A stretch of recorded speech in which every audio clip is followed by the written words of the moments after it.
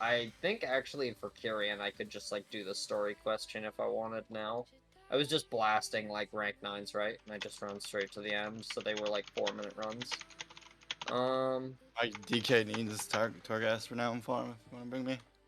Okay, yeah, sure. As long as you can Alright, like keep up, because I friendos. literally run to the end. You know, I just can't stop running because I'm a DK. Yep. Alright. What the fuck?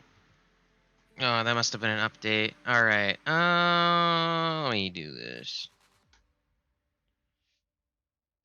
Let me just give you guys a link. Please do not follow. Follow Goust.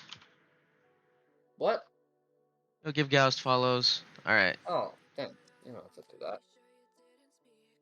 I'll just put it in announcements. You can click on this, right, guys? So please click on this. We're gonna go over the first 8 fights. Kind of understand how the last 3 work, but since they don't come out next week, there's really no point. Dude, an ad? What? Yeah, my bad. You know what an ad blocker is? Use it. Shit.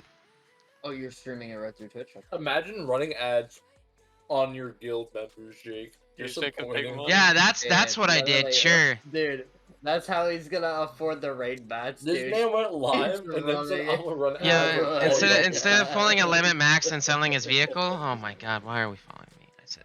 Holy fuck, You dude. can use that ad revenue to boost the Discord server. Let's go. True. All right. Well, I'm gonna wait like a couple seconds and then we'll go ahead. Where's the link posted? I don't see it anywhere in Discord. It should be an announcement. Yeah, it's an announcement. Can you see that channel? Maybe there's like. Yes, he can. Yeah. It just didn't notify that was a new message. Well, that's weird. Okay, thank you. It's because I didn't add here like I usually do, because that's obnoxious.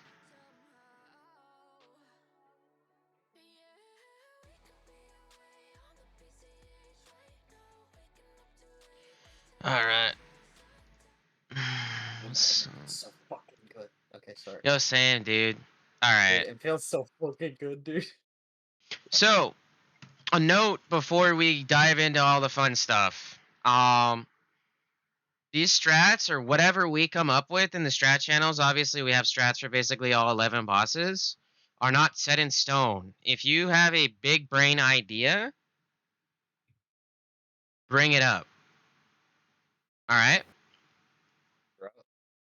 Like, don't just be quiet. Like, talk in the chat channels.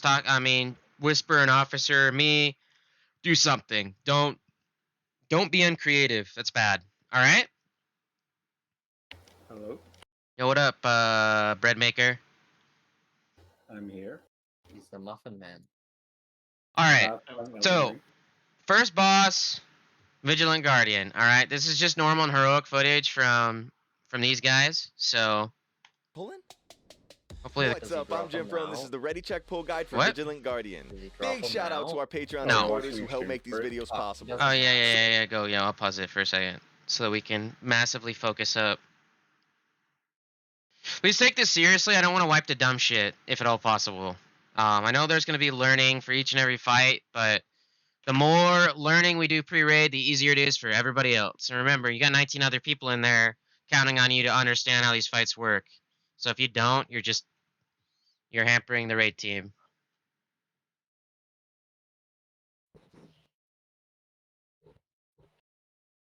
I'm here now. Crack kitty. Crack kitty. Crack kitty. No crack. All right, here we go. So let's get started with a quick overview of the fight. This is the first boss of the raid, and it has 3 phases. Phase 1, you'll be killing ads to collect these bombs to activate the boss who's stuck in the wall. Then in Phase 2, you'll fight the boss, and in Phase 3, the boss stops doing any mechanics and starts nuking the raid with ramping AoE damage, which means you basically have a set time to kill the boss before he kills you. Alright, now let's go over the strategy.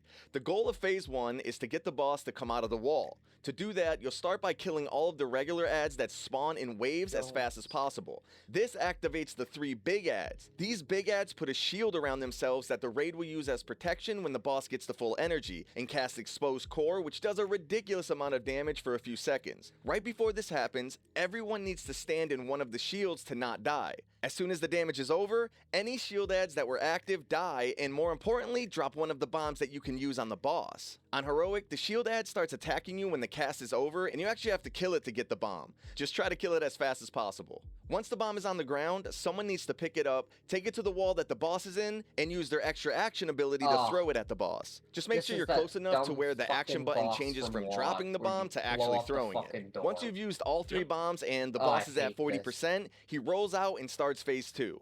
There's a few At other least the mechanics in room's not phase as 1, big. but they really just boil down to dodging any of these hexagons on the ground and trying to stay a bit spread out. In phase 2, there's no more ads and the boss becomes active. The tanks should pick up the boss and face him away from the raid. Everyone else can stack up right behind the boss. The tanks need to taunt swap whenever the boss gets to 50 energy and cast Pneumatic Impact, which is a pretty standard taunt swap ability. Occasionally, a few players will get the Matter Dissolution debuff. They'll need to move away from the raid and let the debuff expire. When the debuff expires, it spawns these big orbs in a circle around the player and then move back towards where the player was when the debuff expired. You could have all the debuff players stack and face the boss to get the orbs to spawn in the same spot, which might make it a little easier to dodge, but it's not necessary. Other than that, there's a bunch of hexagons on the ground to dodge, but that's really it for phase 2. Now when the boss gets to 15% health, phase 3 starts, where all the mechanics stop and he starts blasting the raid with increasing raid damage until he dies. This is just a classic kill or be killed phase, so you probably want to save Bloodlust for this depending on your raid's damage and healing. And that's pretty much it. Here's a quick recap of the fight for you. Alright, friendos. So, this boss is Hectic Ab Cleave all the way up to 40%. So the small ads power up the bigger ads, which power up the guys that pop the shield that we need to use when the boss has 100% energy. There's an interrupt that needs to happen on the smallest ad. All this information is in our Guardian Strat channel. We have healing CDs, but they're kind of, not set in stone because almost everybody's a trial. So, once we figure out who our best healers are, et cetera, we'll take the best 5 for that fight. Healing CDs will be used, obviously, all of them in the last phase when we lust. So everyone make sure you have your offensives for the last phase. It's just lust and burn. And that's pretty much it. Like, we have markers set up in the channel for taking out Matter Dissolution. So, de-resolution's a red line. I don't know if they went over that in this video. But it's pretty simple, like a red line. You just aim it away from the raid, and then like a line of hexagons will spawn. So you just take it out. It's really simple. For Mythic, this boss is the same thing. It just the boss comes out immediately. So we have to deal with his P2 mechanics at the start of the encounter. So pretty simple. Anybody have any questions, comments, concerns? So we don't have to blow up the wall, we just kill the ads in Mythic? What was the question? Sorry? Isn't there like a wall or something we need to blow up for normal and heroic? So we're not doing that on Mythic? Okay, so when you kill one of the automated defense matrices or whatever, they drop a ball, you take it to the little ramp, and you throw it at the wall. On Mythic, the ball, you just take it to the boss. I'm assuming the extra action button ability is still there, and you just chuck it at him, and he does like 20% damage to him. So, I'm not sure for Mythic whether that means we could, get him down to like 50% or 20% and skip like half of P2. Just because, the boss is gonna be down or gonna be cleaving off of him. So I'm not sure if it's set at 40%. So like the last time we throw a ball at him, it just does like 5% or whatever health is remaining. Don't know about that, but we'll just do it when we get there. Any other questions? Any strat additions, subtractions? Nope. It was like the Don't first drop fight, so the it should ball. be pretty straightforward. Yeah. Don't drop the ball! Yeah, it's pretty easy. Like, it's a brain dead fight, so Your button drops the ball. and when you're close up to just the don't torch. just take the de-resolution out and take out the matter dissolution. Like, we have marks for each. So we use them the same as Mythic. That way everybody has the same shit. Hey, Alright, so next boss we'll go to on Mythic will be Skolex. I don't know how many people here have done Mythic Sylvanas, but you know how you can bait the Veils. It's exactly what you can do with Skolex. Is the boss doesn't move, we have to move by like all stacking and shit. So I have a really Oh. complicated but very simple way on how Skolex, the insatiable Ravener. how we can Big get this to shout work out on our Mythic. Patreon supporters who help make these videos possible. All right, this is a Bloodlust on pull, single target boss with a ton of movement requirements that make it feel deceptively difficult. However, being that it's 100% scripted, you'll get the hang of it fairly quickly. Now, before you pull, set up 2 markers, one directly under the boss and another marker 30 yards away, and designate 2 groups of 3 ranged players to be the farthest away from the raid. And now for the strategy. The most important mechanic of the fight is Ephemera Dust, a stacking dot that's pretty much auto-applied to every player in the raid whenever the boss casts Dust Flail, which happens pretty regularly. The only way to remove the debuff is by having the entire raid, and that includes tanks and healers too, stack up tightly away from the boss to get the boss to burrow underground and emerge at the raid's feet, knocking the raid back and consuming all of the Ephemera Dust stacks on every one hit. This also gives the boss a stacking 10% damage done increase, so the fight gets harder the longer it goes on. Skolex doesn't really move, so the positioning will look like this. The tanks will start by pulling the boss where it's at, while the raid loosely spreads between the boss and the second marker. And then send the first 3 designated range players behind the raid spread apart. That's because the boss targets them, doing splash damage and applying an additional stack of Ephemera Dust. Since these players will be taking more damage than everyone else, the healers should definitely keep an eye on them. For the tanks, the boss's melee attacks hit its current target as well as the next closest target, so the tanks will need to be stacked for most of the fight. However, at 100 energy, the tanks have a combo taunt swap mechanic that's pretty standard, but on Heroic, the damage turns into a frontal cone, so keep the boss faced away from the raid. The way it works is that at 100 energy, Tank 1 will be on the boss's right, Tank 2 will be on the boss's left, and the raid will stay behind the boss. The boss will cast Rift Maw and Rend in rapid succession. 3 attacks total, and the order is random every time. Rift Maw is just moderate damage, but it also increases the damage you take from the next Rift Maw by 500% for 4 seconds. So you're basically dead if you take 2 hits of this in a row. Rend, on the other hand, is basically the same as Rift Maw, but it hits way harder, and it also applies a bleed to any one hit, as if it wasn't crazy enough. So to put it simply, never let the other tank take 2 back-to-back hits of Rift Maw or 2 back-to-back hits of Rend. And on Heroic, keep the boss faced away from the raid. So it's like Healers might want to think about using some damage reduction cooldowns here as well. When the boss is not at 100 energy, there's a few other things going on. The boss will occasionally cast a massive frontal cone at a random target that's pretty easy for the raid to dodge, but gets more difficult the farther away from the boss you are. For melee, the boss will constantly throw a bunch of swirlies at any player within a 20-yard range, so basically only the melee players have to worry about this. If you get hit by one, you take a bit of damage, but what's worse is that your haste gets reduced by 20%, so kiss your damage goodbye if you end up getting hit by this. Now, since the fight is super scripted, here's the flow we think how the to fight will make take. parsers The fight do basically their job. alternates between tank combo, dodge frontal, tank combo again, dodge frontal again, and stack for burrow. You'll be doing this over and over until the boss dies. And a little pro tip is during the first frontal is probably when you should rotate out the 3 designated range players. And that's pretty much it. Here's a quick recap of the fight for you to review or screenshot for later. Our Patreon supporters get these guides early, so if you're interested in that, check the links. Alright, so this boss is brain dead easy. Things of note, do not run out of the circle when we're all stacked. That's how you get rid of your dust. So if you run out, you don't get rid of your dust, so it's completely useless. Healers, that's where we'll be using our CDs. As far as movement CDs for Wretch is where he like vomits that shit all over the floor. We'll just alternate based on, you know, wind rushes and roars or whatever. For like Heroic, I don't think we'll get too like complex with the raid strategy. On Mythic though, we have to move the boss more because he drops puddles everywhere.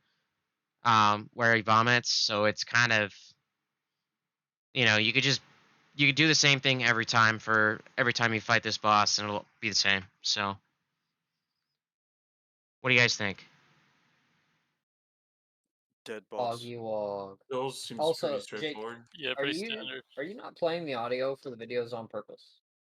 You know what? It's really quiet. I- Discord. Oh, It's really quiet. I'm watching it in Discord. And I can't hear it at all. Oh, oops.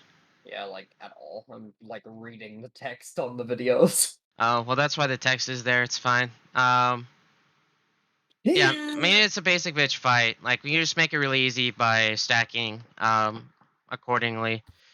So Mythic mechanic or anything? the mythic mechanic is puddles drop. So wherever he burrows, leaves like a big ass circle. I can just kind of show you. All right. What are we looking at here? Skolex. All right. So let's say we want to move him here. So we all stack up, all the monkeys stack up here, right? He'll drop a puddle like that. There. So that's a puddle of shit you don't want to stand in, right? So on heroic, none of that happens. Puddles aren't, when he vomits his shit, I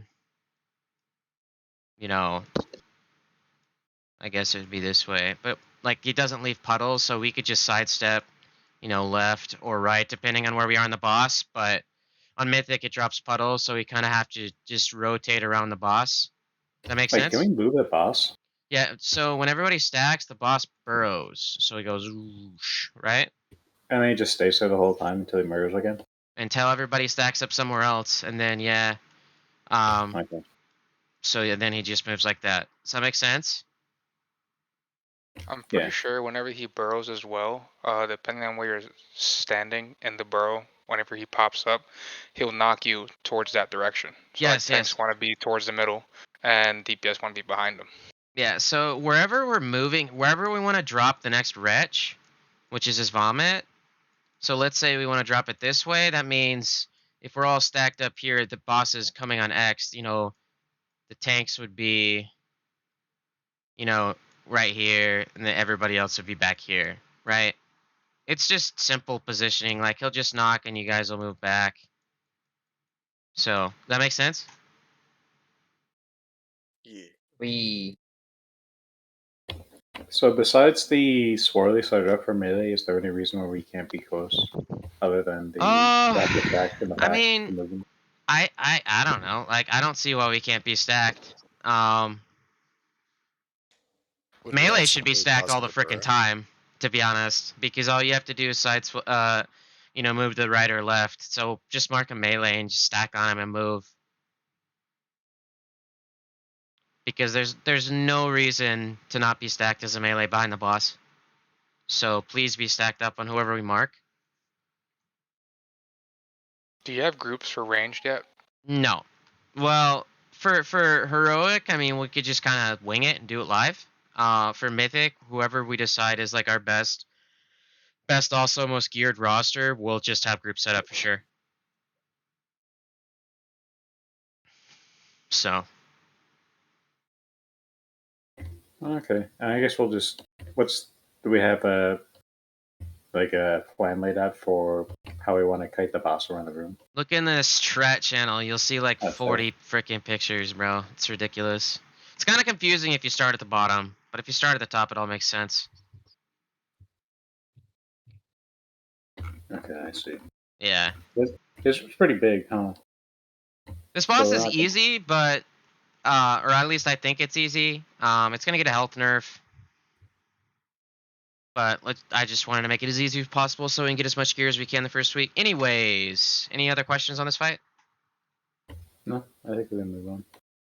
Alright. Nope, we're good. Anybody else? Alright. Alright, we're good. Alright. Hell yeah. Brother Zymox.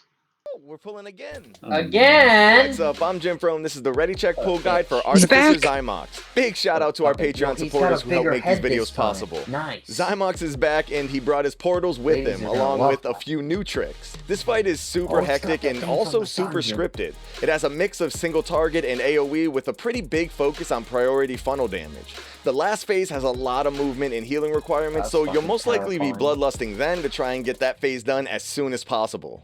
Alright, you'll start by having the tanks pull the boss away from the middle of the room. Have everyone slightly spread out around this side of the room to help bait the stasis traps so that there's not a bunch of traps all over the place. On normal, you can have a player with immunities trigger all the traps to deactivate them, but on heroic, the stasis traps never go away, so you'll want to make sure to keep one side clear of traps for the last phase. Next, two players will be marked with yellow arrows above their heads. One is always on the tank, so you'll want to make sure that the tank drops the portal off at the edge of the platform, while the the other player runs their portal to the center near the relic. The boss will occasionally put a white circle on players' feet and cast this white bouncing spark that jumps from player to player doing splash damage and leaving a stacking dot. This isn't really a problem by itself, but if you end up with 2, 3, or 4 stacks for 26 seconds, that could quickly turn into a really big problem. Now let's start with the first phase. So one of the main mechanics of this fight is the rings that either start in the middle and expand to the edges, or starts from the edges and contracts to the middle.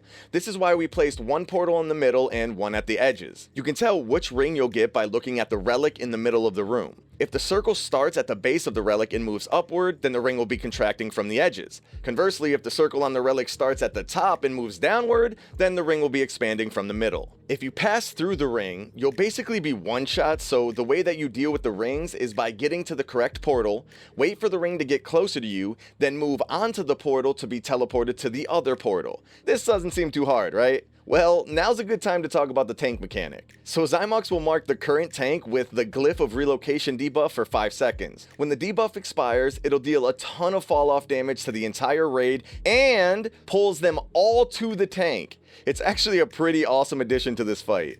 This is also where you'll be taunt swapping. Most of the mechanics in this phase are pretty straightforward to wrap your head around, but since you'll be getting an additional ring at 75% and another additional ring at 50%, things start to get a little crazy as the fight goes on. Here's a little example of what the third phase 1 might look like. The first ring starts to expand from the middle. The raid runs to the outer portal, waits a second, goes onto the portal to get teleported. The raid then runs away from the tank to reduce the damage from the tank debuff blast, while the tank stays near the portal to quickly pull everyone back after the blast. Then everyone immediately spreads for Spark and heads to the next portal for the third ring. You'll also want to make sure you're not dropping traps in the middle of the raid while this is going on. This phase has a lot going on at first, but is very scripted, so you'll get used to the patterns pretty quickly.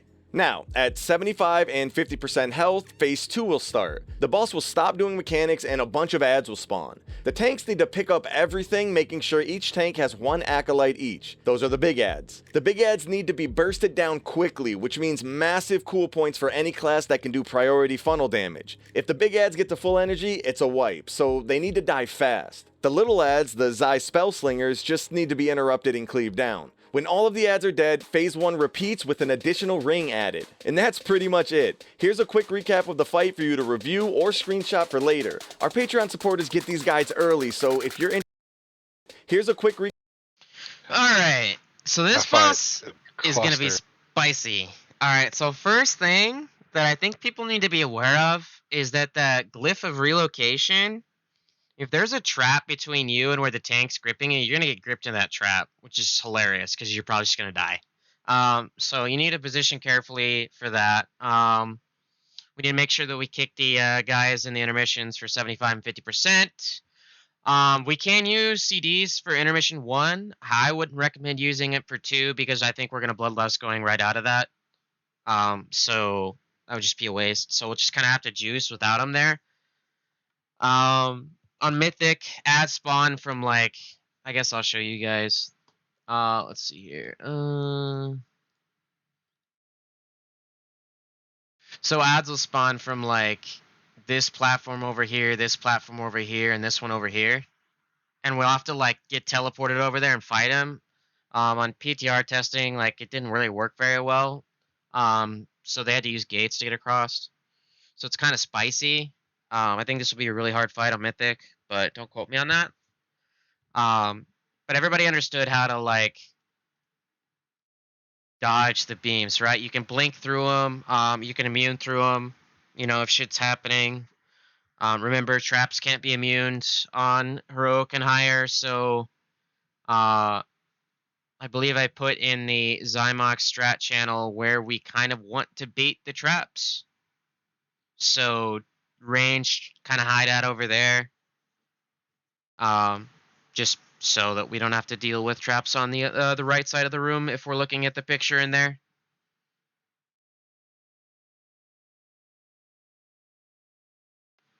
Is there a mythic mechanic for this? Yeah, you have to fight the ads. Like I just said, like I showed you, you gotta fight like some morons over here and over here and over here. Oh, okay. Yeah. They're off the screen. Okay. I thought they were. There's additional ads. Okay. Yeah, I mean there's like an ad that if you don't kill it in time, like it spawns a ring and it keeps spawning rings until you kill it. It's like wild. So I mean I feel like it's gonna be a high damage check. So this is kind of why I don't wanna, like, this would be a later boss for us, I think. Anyways, any questions? Anything to Why add? Why we gotta kill him twice, dude? So we didn't actually kill him the first time. He still had 1 What? HP. What a bitch. And he left. We're the morons, dude. Why didn't we just kill him? But I he have three gave us questions. he gave us loot, dude. How you gonna tell me he's not dead? So get back on During the track. ad phase, What's is up? he immune? So I have yeah, the two boss is immune. Like, so basically we all Okay. just stack up right here, and then we deal with these ad morons. We just kill them. It's still a single target fight on heroic. So, like, be aware of that. Oh, are we doing for next week? Are we doing normal heroic first? For, Doing heroic first, because there's always okay. that 1% chance that we can trade a tier set. So Oh yeah. I doubt it, but you know, it's better to be safe than sorry. Plus, you know, heroic's just way more fun than normal, anyways. All right. Any questions on Zymox? Everybody understand what to do, what not to do? Can the tanks immune to When- relocation or not? Need it. We kind of. I mean, we don't need it. I think we will. Like, I think immunity is possible, but you kind of want the relocation to help with the raid movement, to be honest. Yes. And are you able to max range the relocation or not? That's What do the you- idea. So you're saying the relocations here, we're all like over here? Yeah, I just want to know if you can actually max range it, or if you don't Well- even have to worry about it. It's gonna wherever the tank is gonna pull you, the fall off damage will be so like it'll be at its maximum basically, to the point like I think the fall off damage is maximum at like 40 yards or something. Yeah. Probably a little bit more than that. So we're just gonna pull you. So it won't matter like max range or not. Okay. Yeah, I don't know. I don't know how hard it hits. I can't remember, but it's probably a not efficient use of our healing CDs. But like when we get in there and wipe to that damage, then we could adjust accordingly. But I don't think we will. Anything else? Or any other questions? Nope. That phase 3 is gonna be fun. Yeah, I mean, we need everybody alive and we just blast. But yeah, it looks like a fun fight for sure. This fight's gonna own though. The sausage.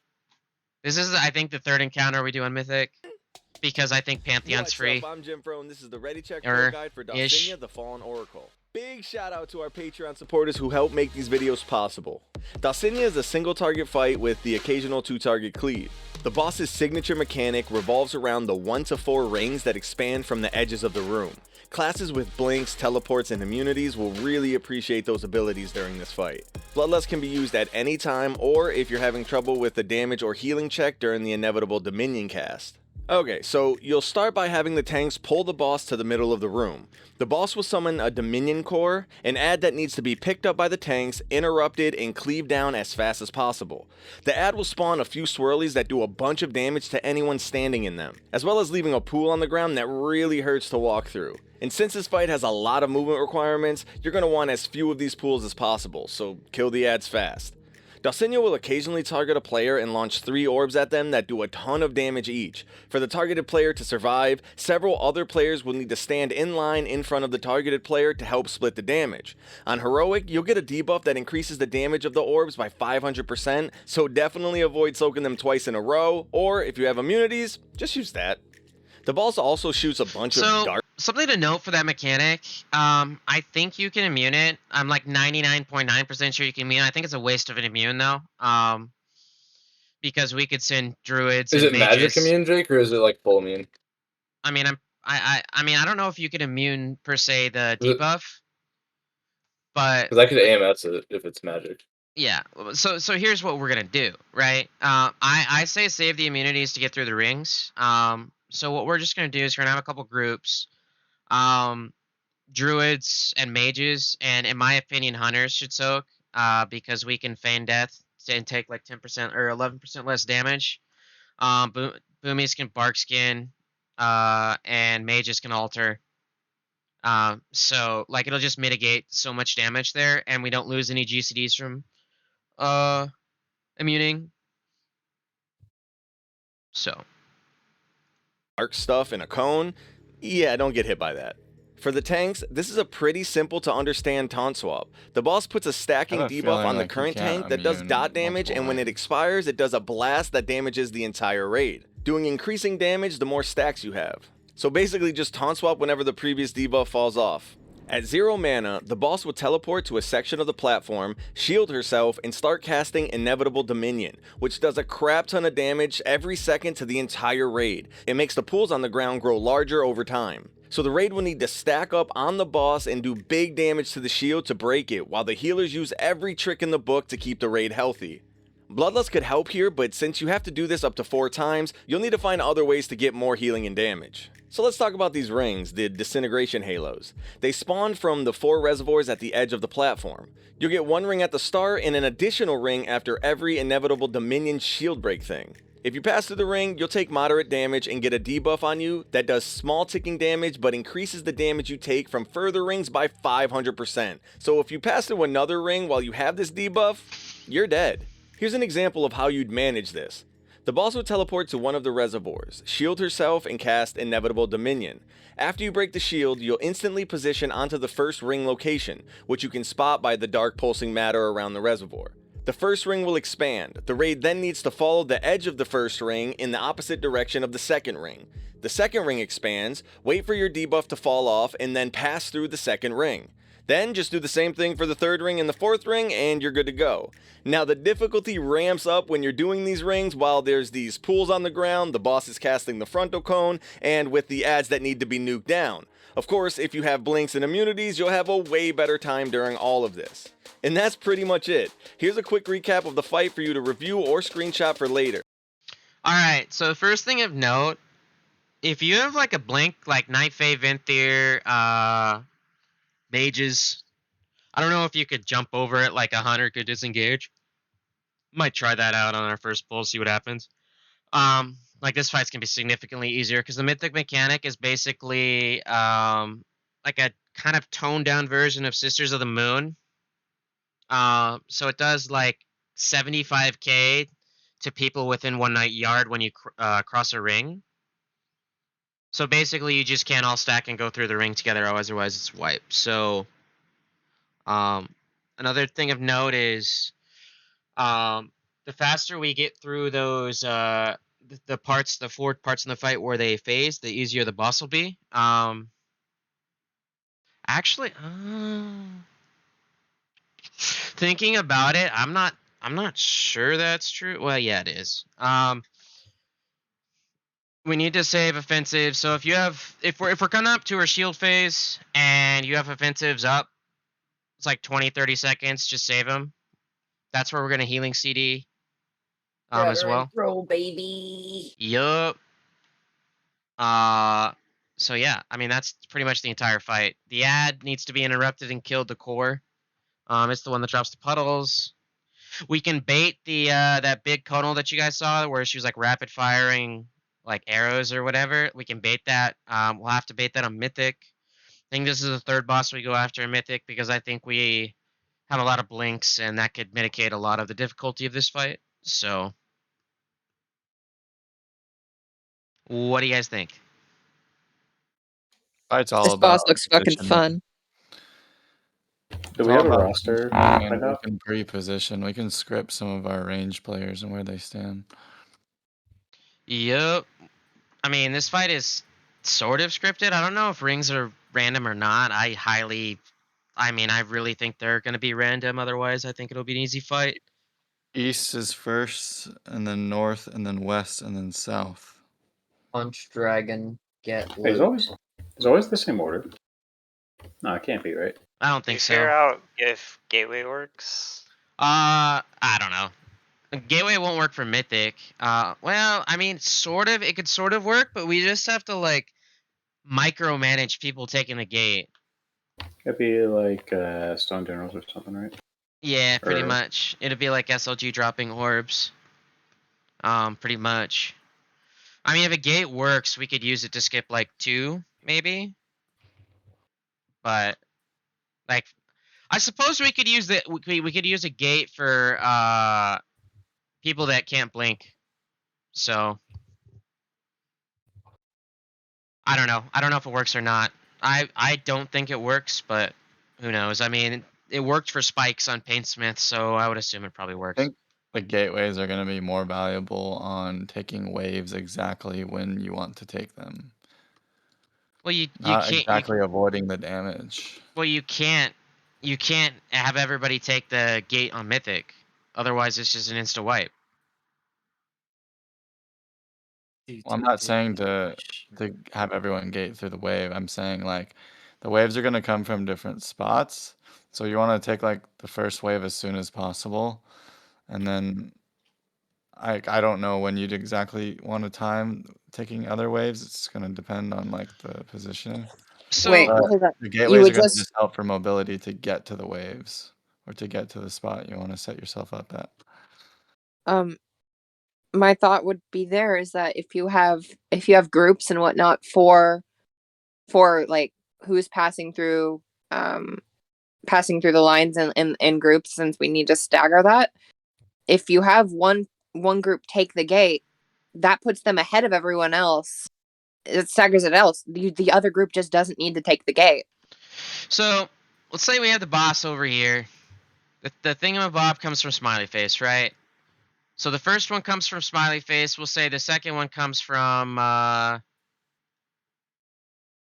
little fox dude. Oh shit, whatever, it's fine. Jake, Yo, would you yeah. mind zooming in on that webpage? I don't remember how to zoom, dude. Control scroll wheel. Or Control Plus. All right, there you go, friendo. All right, so we'll pretend that this one comes first. So we'd all just move over here. Are we talking heroic or mythic? Let's talk mythic. So we would actually stay here for the first one, right? So let's just pretend we got a bunch of, this is how it'd work for people who can't immune, right? So you'd have to be spread. It's only a 1 yard spread, so like a weak aura would, I feel, make this boss pretty trivial. So I mean, it's just like this. You just let the wave, just come over you slowly like that, right? This is just for one. If we were chasing, like for the next, we'd have to chase opposite of the second. So like if it came from here and the first one came from top, we'd have to do like some next level shit. But I mean, the video also explained exactly how we do that. It's just different for Mythic because of the mechanic. Well, we can use the gate to cross the line early, right? Don't know yet. Yeah, we don't know. We don't know about the gate thing yet. I didn't do any raid testing because I wasn't even playing the game at the time. So, I'm not sure. I guess I only really. Yeah, I guess never mind about that. No, nobody streamed any testing or made any videos of using a gateway either. So Yeah, so I mean, I would assume it works, to be honest. But then again, I don't know why they wouldn't show that because it's not like some super secret, like Kel'Thuzad tank trinket crap. So if the waves come from east, then north, and west and south, we would want to like cross the east one as soon as possible. Yes. And then get to the south at some point, getting hit by the north wave as soon as you can, and then after that you're good. Yeah, you literally, like it's just. Go ahead. I'm pretty sure Mythic is gonna be like people Night Fae blink, shit like that. You're gonna minimize the amount of people that are near each other. Agreed. Go through the waves that you can. I mean, we're literally gonna overcomplicate it. Yeah, we're literally gonna take like as many blinks as we can to make this fight like as easy as possible for us. And then once we get more comfortable, we can bring like less blinky classes. But like whatever makes the fight easier, right? So, any questions? Nothing? Oh, she dies Tuesday. Yep. All right. Pull the ball. All right, Pantheon. This will be the 4th boss we do on Mythic, I believe, based on the difficulty I've seen from these fights. Full guide for Prototype Pantheon. Big shout out to our Patreon supporters who help make these videos possible. This fight is a pretty clever take on the traditional console-style boss fight, being that the 4 bosses are modeled after the 4 Covenant leaders. You'll fight 2 bosses in Phase 1, 2 different bosses in Phase 2, and all 4 of them at the same time in Phase 3. You'll for sure be bloodlusting in Phase 3 for one of the most insane bloodlust moments of the entire expansion. You'll have at least 2 to 4 targets to hit at all times, and with the specific mechanics each boss has, this fight gets super nutty.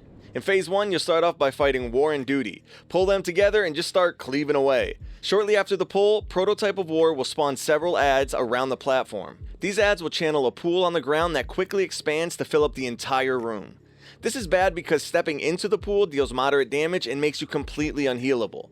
To avoid the room filling up, you'll either send all of your DPS around to kill them one by one, or you can split your raid into ranged and melee groups. Have the range get the far adds while the melee start on the closer ones. Since the bosses are pretty difficult to move, it's pretty pointless to try and stack them on any of the adds, and the adds should die pretty quickly anyway.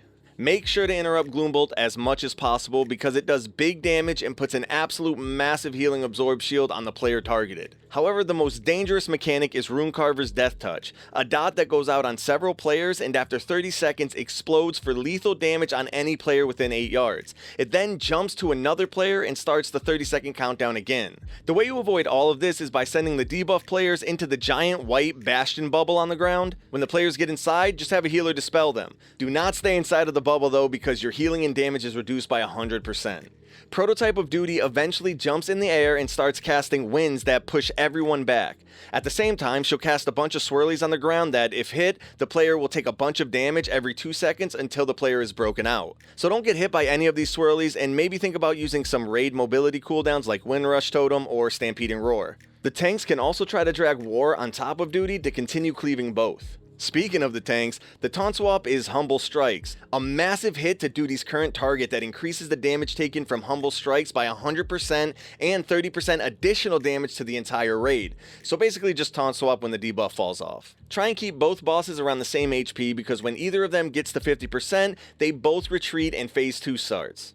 In Phase 2, you'll fight Renewal and Absolution. These two you'll want to pull closer to the middle of the platform since there's a bunch of things to dodge in this phase. Things like the stampede of soul shapes that run in a line across the platform. Getting hit by one of these does damage and knocks the player back. There's also going to be some blue tornadoes sporadically moving around the platform that do a ton of damage and silence any player caught inside of one, so just avoid these. Renewal will also be casting Animal Bolt, which needs to be interrupted. Now, one of the big mechanics during this phase has to do with the withering seeds that spawn around the platform at about 35% health. Now healers, check this out. If the seeds die, they'll do a bunch of damage to the entire raid, as well as leave a stacking dot that also does a bunch of damage. However, you heal them to keep them from dying. And if you heal them to full, they'll instead do a huge burst of healing to the entire raid, as well as put a 25% healing done increase to the entire raid for 30 seconds. This stacks, which means if you do it right and only heal one of them to full every 20 seconds, you could effectively have 25, 50, or even 75% healing done increase on the entire raid for basically the entire phase. This is one hell of a healer mechanic and I respect it. You'll need all that healing because Absolution puts a permanent debuff on everyone that does a bunch of damage every 2 seconds per stack. Absolution also does Hand of Destruction just like Sire Denathrius from Castle Nathria. He'll pull everyone to him and after 6 seconds does massive damage to the entire raid that's reduced the farther away from him you are. While you're running away, everyone in the raid will also get these red orbs around themselves that after 4 seconds shoot out projectiles in each direction. These projectiles, again, do a ton of damage to anyone hit, stuns the target for 2 seconds, and puts an additional stack of the permanent debuff. All very not good things. The way you deal with this is simple. After you get sucked in, just run away and spread out. Then dodge all the projectiles and everything else that's trying to kill you, and you're good. Immunities, personal damage reduction, and anything else is gonna help out massive here. The tanks will now have a new taunt swap. Absolution will cast Racking Pain, which is a frontal cone just like in Castle Nathria, that does a bunch of damage to any player or any necrotic ritualist hit. This also applies a stacking damage taken increase by 25% for 40 seconds per stack. This is another one of those just turn the boss away from the raid and taunt swap when the debuff falls. However, you might want to consider using this to help clear the adds that spawn in Phase 3, but probably not. When either of those bosses get to 50%, the last phase starts. In Phase 3, you'll fight all the bosses at whatever health they previously retreated at. Since you are now fighting them all, you basically have all their abilities to worry about. Healer seeds, tank debuffs, the Hand of Destruction suck, a bunch of stuff to dodge, the Bastion Bubble debuff dispels, and if you're unlucky, you'll need to kill all of those green pool ads again. All of this stuff happens one by one, which makes it pretty straightforward to deal with. The Hand of Destruction is actually going to be very difficult, so make sure to use healer cooldowns and raid movement abilities. You'll also need to have some designated interrupts for War and Renewal, but as long as you Bloodlust here and make sure you kill all the bosses within 20 seconds of each other, you're good to go. And that's pretty much it. Here's a quick recap of the fight for you to review. Alright, this boss is obviously 2-target and 4-target cleave, so like hunters are gonna be spicy there, warriors are gonna be spicy, like this boss is gonna be a lot of fun. So things of note, like right here it says try to get bosses to 50% HP. The bosses phase if one of them gets to 50%. So if we have like Absolution at 90% and the renewal at 50%, we done fucked up, right? So, you know, we'll have melee on what was it? So we'll have melee on war, for this is P1. We'll have ranged on duty, because duty likes to goof off and run away, so it'll be easier for range to deal with there. And melee can kick the Gloom Bolt. And then in P2, we'll have melee on renewal, kick Anima Bolt, and ranged on Absolution. So and I know the tanks probably already talked about this because they were in chat earlier. But like if we can hit the Ritualist with Racking Pain, it's gonna make the P3 a lot easier, I think. Healer CD is really good, like Rally or Mastery, for Hand of Destruction, or just throughput after the initial damage. So yeah, what do you guys think? I get to But kill feeling we're gonna all the miss kicks. dudes. It's gonna be cool. I just don't see how you miss kicks. Like, be honest, there's only one ad. There's only 2 ads in P3 that have kicks. Don't miss Simple. kicks. It's the mythic If we miss Okay. kicks, because this is we're pretty. kicked. So mythic mechanic is the Necrotic Ritualist and the Seeds get shielded. To break the shields, we deal with another Sire Denathrius mechanic called Night Hunter. I don't know if you guys remember that. Yeah, But we drag the line through one of the ads or the ritual or the seed, and it'll break the shield. So, that's like whenever we get to this boss of mythic, it's paramount that we do that.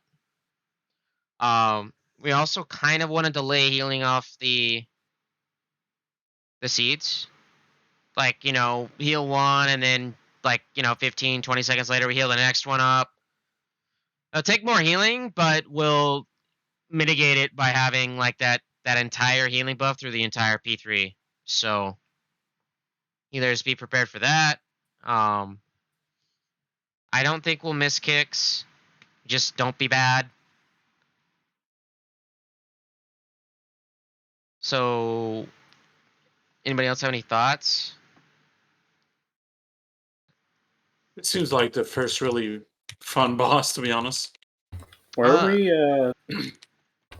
for the, since we gotta do the lines through the ads? There's 2 ads or 4 ads. There's 4 in P1. ads, I believe. Are we talking about the Okay. ritualists? Yeah. Yeah.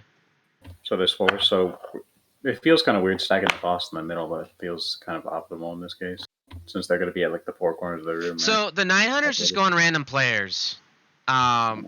So we also have to soak them like we did on Denathrius, so it kind of means we have to get off the boss.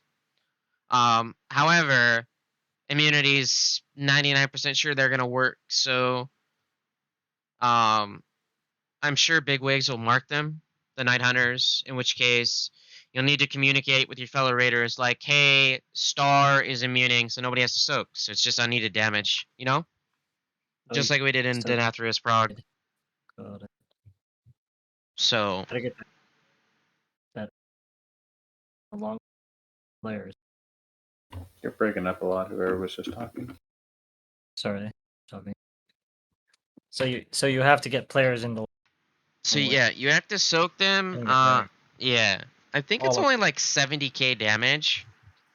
And I think our health pool is going to be like 65, but this is just a guess on health pool. I have no idea. But it was like probably a one shot. So, I mean, like the more the better. Yeah. Anybody have any other thoughts? Are there ads in phase 3 or no? Yeah, I think so.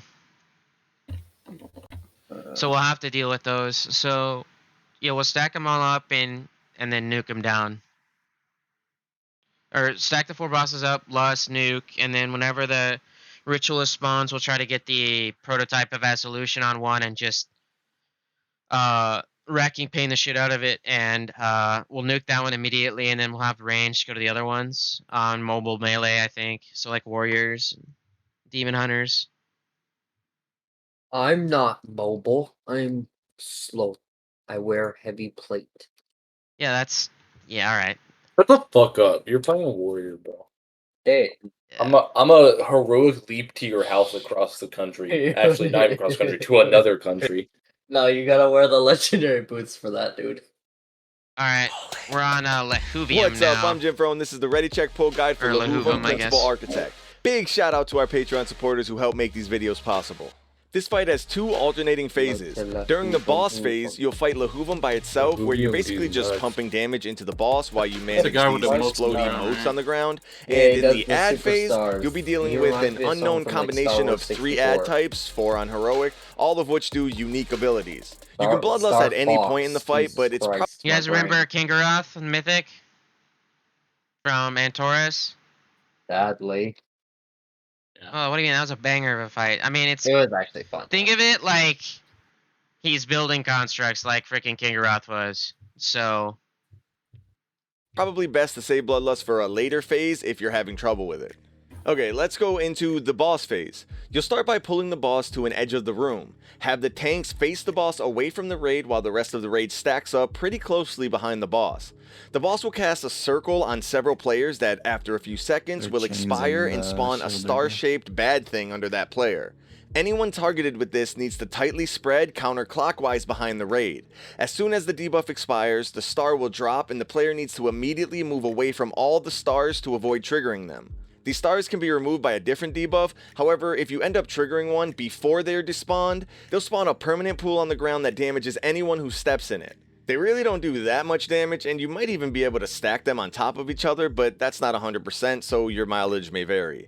Now, several players will be marked with a yellow arrow and get the debuff Deconstruction Energy, which is a dot that does a burst of damage when it expires, and it also clears any untriggered motes in the radius of the blast. The reason we put these off to the side is because Lehuvium will cast a knockback that does a bunch of damage to the entire raid, and this can potentially knock you into the motes or the tank frontal if you're not positioned correctly. Gasket, is this what The it tank feels frontal like to be goes in a on the current landmine tank and does filled moderate field? damage to all players in a small radius, so keep the boss faced away from the raid. On Heroic, the tanks will need to be even more spread apart because they'll also have an alternating taunt swap mechanic to deal with. The boss will cast Resonance, which starts the tank combo. One tank will take every cast of Kinetic Resonance, while the other takes Sundering Resonance. Both do a bunch of damage to anyone in a 12-yard radius and increase the damage you take from the other cast by 50%. Now when the boss reaches 100 energy, the ad phase will start. The boss will go AFK and start activating 4 ads on the golden circles in the corners of the room. While the boss is creating the ads, he'll post a debuff that's a massive stacking dot. Everyone needs to stand on a golden circle to have their damage reduced by 90%. There's 3 ads, 4 on Heroic, and they can spawn seemingly at any corner in any combination, meaning sometimes you might get 2 or 3 of the same ad. Let's break the ads down real quick. The 3 normal ads are Acquisition, Guardian, and Degeneration, and on Heroic, the 4th ad is Defense Matrix. Acquisition is the worst. It does pulsing damage to everyone, increases your magic damage by 20%, and on death does a massive knockback to everyone in its range. Guardian is pretty simple. It just spawns a floating orb that does periodic damage to everyone for 30 seconds. Degeneration are just a bunch of little ads that target random players and channel damage onto them, which can actually be kinda crazy if they all target the same player.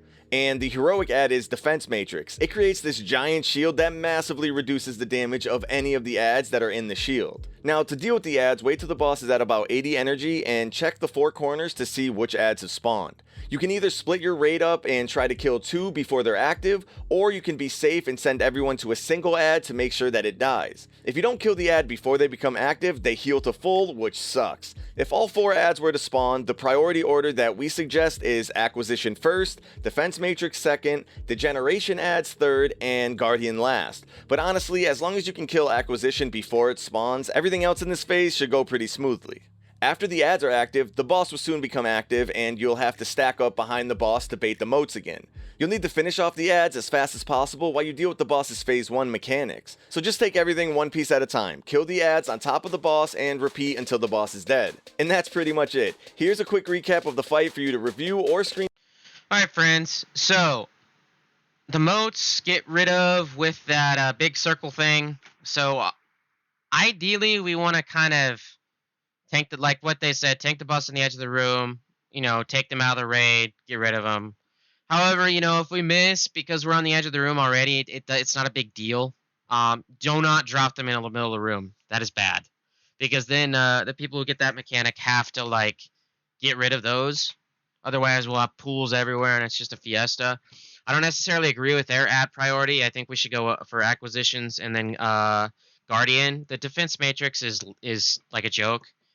We literally just have a tank, keep it away from the boss when the boss comes active again, and just DPS that down and then move back to the boss.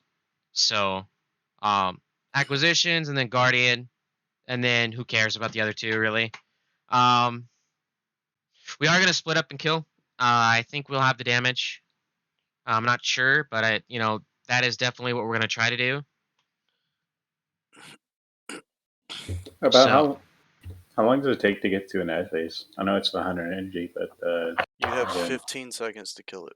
Yeah. I don't know. Or are you talking about how long is each like phase before intermission? Yeah. I don't know. I mean, I could look. There might be like logs.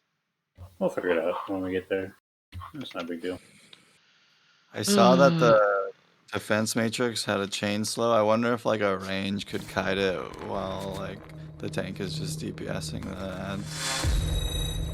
And then taunting off that range player if need be. My god, a 10-minute fight?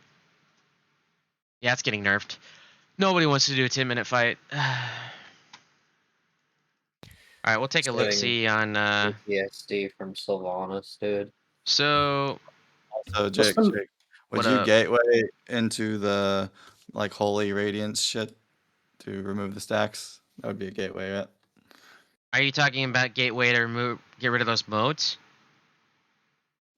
To the protoform radiance when he phases and we get inside to remove stacks? Oh, it doesn't. It just makes it so we don't die. Because if you're not in that yellow circle thing, you're just dead. So what we'll do is just at that point when we know the boss is very close to phasing, we just move him in the middle of the room, and then I think we could have. So here, let's take a look. See, what boss is this? So here's the boss. He's in the middle of the room, right? So let's say, oh, he's got 90 energy. We move him here. We theoretically could have like a gate here. This room is huge, by the way. And then a gate here. Something like that. And then we just take the gates and, specific groups go to whatever ads we're dealing with. Honestly, like if we get fucked and we have to deal with freaking this idiot on both sides, we'll just have to adjust. Hopefully, I'm not sure, but hopefully we can, like, there's like a telltale sign, like, hey, this construct is being built here, etc., etc. Yeah, they said you can tell what's going to be where before the pull, and then before each time Good. it gets to 100 energy. So yeah, I mean, I'll just do that on the fly. Be like, hey, melee group, you go to freaking, I don't remember what markers, so we'll just kind of wing it here. That I put in our strat channel. But hey, melee group, you go there, go to purple, and then range group, go to orange, right? What's the mythic mechanic? I don't know. I didn't It research this on Mythic. It adds another ad that you have to kill that does some bullshit. Yeah. Or does he like spawn in the middle or something? I don't know. Probably. This is the end of the wing. All the ads have a different like effect. Yeah. Yep, that is true. I do remember that. So, but yeah, I mean, just like I said, drop the moats. I guess we can start up here, drop the moats over here. Just everybody else is right here, and then we just kind of move up and clear. It's not a big deal if you don't clear that way because, like, we're not gonna hang out over here. We're gonna hang out, you know, here, here, here, here, right? So it's irrelevant if all the moats are right here, which is, you know, yeah. So, any thoughts? We're not going to need to clear moats at all if we just place them properly, right? Well, I guess it depends on like the fight Yeah, goes. I don't know. I mean, it was an 11-minute fight, and they're at 27%, so probably. I don't know how often. I could check in logs and how often he casts. You probably need to clear some space. Yeah, Most I of would. it cleared ads, to be honest. Yeah, the room was entirely full on Kalamazzi's like attempts when they were getting to the end. So he casted 102 times. Yeah. So we're definitely gonna have to clear some for sure. So I also highly doubt that this boss is gonna have however much health it has. times or 102 applications. 102 times. 102 applications would be not many at all. Unless we count this. There's no way it was only 102 times in 11 minutes. Do you think the Mythic version will be like significantly different? Probably Also- applied to 102 people. Yeah, maybe. It'll probably be different enough. I mean, this is probably what is this, boss 6? I think this Yeah, boss that's is like easier. I think this boss is easier than Zymox, to be honest. It might be a massive gear check, but Zymox has a fucking ton of shit going on in Mythic, Yeah. so This guy's like in the position of like your Painsmith, right? Like halfway through the tier. yeah, Oh, but it's just gonna be Halandras, bro. no, this boss will be significantly easier than Painsmith. Like Probably. Painsmith was one of the hardest fights they've ever released as far as like mechanical play. So, all right, so take this next boss with a grain of salt, because it's been completely changed since, you know, like nobody's tested besides maybe internal testing. What's up? I'm Jim Pro, and was this is that? the Ready Check Pull Guide for Halandras the so- Reclaimer. Big shout out to our Patreon supporters who help make these videos possible. For this fight, we're gonna have to make some best guesses using our Raider brains because the boss was completely changed after testing, and the footage isn't gonna correctly reflect the new mechanics, but hey, we're gonna give it a that shot. thing was One bugged thing is for when I sure, tried that. this is a single target fight with That some boss. massive healing needed. But you also need to do a bunch will of go damage through to get walls through and some never shields. break the thing. Bloodlust will most definitely be Yeah, used and at the they've end of made a the lot of fight, changes, and that's high why it says mobility take it with a classes, grain of salt. particularly ones with immunities or strong DRs, will be super helpful. Now, the entire fight revolves around these orbs. The orbs spawn from seismic tremors around the outer edge of the room. Running into an orb will destroy it and do moderate damage to the player. If any orb touches the boss, it's basically a wipe. On Heroic, it gets worse because the orbs will have a shield on them that stops them from being destroyed if they come into contact with a player. While the shield is on the orb, any player running through them will instead cause moderate damage to the entire raid. At 100 energy, the boss will put a decent sized shield on itself that players will need to DPS through. While the shield is active, the boss pulses ticking damage every second and sucks players and orbs into it. The damage and the suck get worse and worse the longer the shield is active, so blowing through these shields as fast as possible is going to make things a lot easier on everyone. Now, the tanks are the ones responsible for removing the shields on the orbs. The way they do that is the tank will be targeted with Light Casket Shatter Mike. Beam, which is a long beam that does massive damage to anyone hit by it and puts a debuff on the target that increases the damage of the next Light Shatter Beam for 6 seconds. This beam breaks the shields on the orbs, allowing anyone to run through and destroy them. The beam also seems to be cast back to back, so taunt swaps will have to be fast. And the other thing you have to be fast at is dropping and dodging the missiles that the boss shoots at the raid. These are giant circles on each player that do a bunch of damage to anyone in the circle, as well as leave some crumbly swirlies behind that explode after 3 seconds. To deal with this, you simply spread out for the circles and then find a safe spot away from the crumblies. And all of this gets a bit more difficult because Halandris will put a dispellable debuff on several players that does ramping damage and a ramping slow over 16 seconds. And on Heroic, when it expires or is dispelled, it leaves a Shattered Prism on the ground that damages and slows players as well as slows the orbs that are trying to get to the boss. So it seems like the best way to utilize this is to have the debuff players run in front of one of the clouds that are producing the orbs, get dispelled, and then move away. That way the orbs can be slowed, making them easier for the tanks to line up and clear. When the boss gets to 80% and 50%, it'll stop doing its normal mechanics and instead start to move to a new location. You can still damage the boss while it's moving, and the boss will do a bunch of damage to the entire raid as it moves from one room to another, so healers will need to be ready to heal on the go. You'll also want to make sure to use some movement speed abilities to get in front of the boss, because there's these spheres along the pathway that shatter, doing a bunch of damage to anyone in 15 yards. Anyone else not in 15 yards will take moderate damage and be knocked back. Getting knocked away from the boss could result in you getting shut out of the room, which would be super not fun. When you get to the next room, the boss will sit back down again and start doing its normal mechanics. Then at 50%, you'll do another transition phase until you finally get to the third and final room. This is where Bloodlust will be needed because Halandris is now in overdrive, which means it'll be doing more and more damage to the entire raid as well as increasing the movement speed of the orbs over time.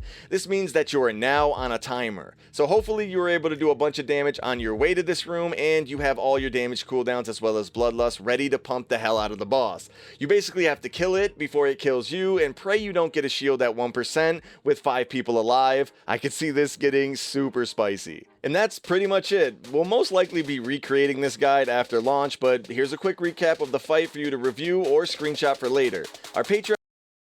So this boss is kind of interesting because there isn't much footage of what it's actually going to be like. But the tanks have already gone over the tank beam. I think what we can do is just have ranged or have specific groups, because we have to have people who break the things of the tank's beam, and then we have to obviously drop the dispels so that they slow the spheres. Like when he's transitioning, like walking from one room to the next, like make sure that like if we're about to get knocked back, and you can see it by this. Let me see if I can find the video footage. Why is this shitty? Go. Okay. You'll here. also want to make sure in front of the boss. So you see how it's going in, see how the line is going in or going out? Here's along the pathway Like that the shatter, knockback doing a bunch of damage to right anyone when it in hits the 15 end. yards. So make sure that you don't get knocked off the damn freaking pathway, otherwise that's bad. Else not in 15 yards will take moderate damage and be knocked back. Getting knocked is away cool. from the boss could result Yeah, in this you fight getting looks like shut a lot out of of fun, the to be room, which honest. would be This looks really super cool. not This is fun. like something When you out get of to a the next Halo room, game, the dude. boss will sit back That down again Fire and Mage start Paul doing looks its normal really good. mechanics. I hope The we Scarab Then at dude. 50%, Yeah, you'll like do 5 another mages. transition phase until you finally Dude, get to the I might third and just play final room. a Fire Mage This is ult. where Bloodlust will be needed because Halandris just is play a now in Shaman Bolt. overdrive, Get which to shoot means it'll be doing fireballs as well. So yeah, I mean that's the fight. Like it's pretty simple. We just drop the dispellable things in the path of the 3 trimmers around the room. The tanks aim the beams at the morons or at the orbs coming in, and then we just. I would prefer taking out those explosive swirly boys so that because they weren't leaving much room. But what do you I guys have think? to establish where we're positioning for the earthquake shit. Like we're probably just gonna YOLO it and wipe to that a few times, but it's just another fight where if you can kind of set up some logic or a script for where we're positioning those and just reduce wipes. Well, I mean, it's like the Zoth. I mean, you just take it out, it drops something, and you move out. I don't think scripting that is necessary. You just move away from the boss. So like ranged can already be like pre-spread in the back anyways. So I think what he's saying is Like we're gonna learn people over are gonna time get trapped where who's by standing their where. friends. Like over time, it's like the mage is gonna have his spy, is gonna be there every time. Like the healer's gonna have his spy, is gonna be there every time. We're gonna like just learn where we like to stand. But it's just something, one of those things that you can actually just kind of talk amongst yourselves, like, hey, I want to stand here, or whatever, and you just don't change that. The only thing that makes People don't get trapped by their friends because Yeah, you people can will go get trapped and farther they're and gonna farther die. away from the boss, and yeah, like you can have tons of space, but we're gonna do way less damage and healing. Yep. I mean, we can make a like if it's easier for everyone, we can make like a positioning like graph thingy to make it easier for people. But Like slow range would be on like one like closer to the boss, and then like people with blinks will be like farther away from the boss because they can just disengage or blink into the safe spot. what I failed to understand is why ranged have to be on the boss to begin with. Like they can just already be out there and they don't have to move at all until they have to get out of their little swirly boy. I'm not sure. That's just the way they did it. Maybe for healing. Is the only way to kill the orb shield is with the beam?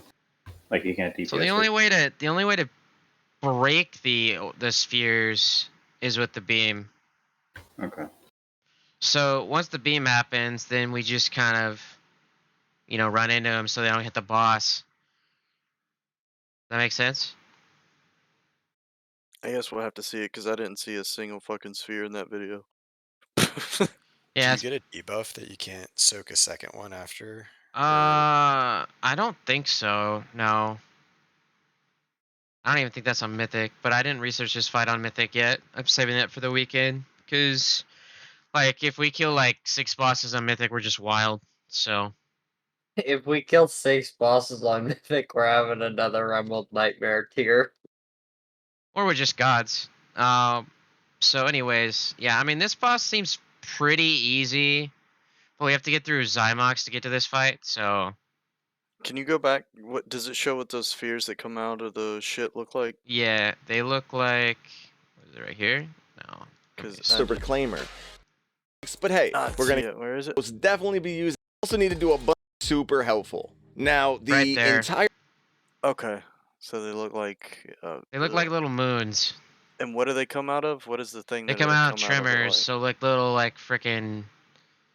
Like, probably bubbling, dusty-looking fissures. Cosmic ball. Okay, so I was just making sure I wasn't confused. So the pylons and the spheres are completely different. Yes. So once you're done breaking the pylons, you use the tank beam to break the shields on the spheres. Is that how that works?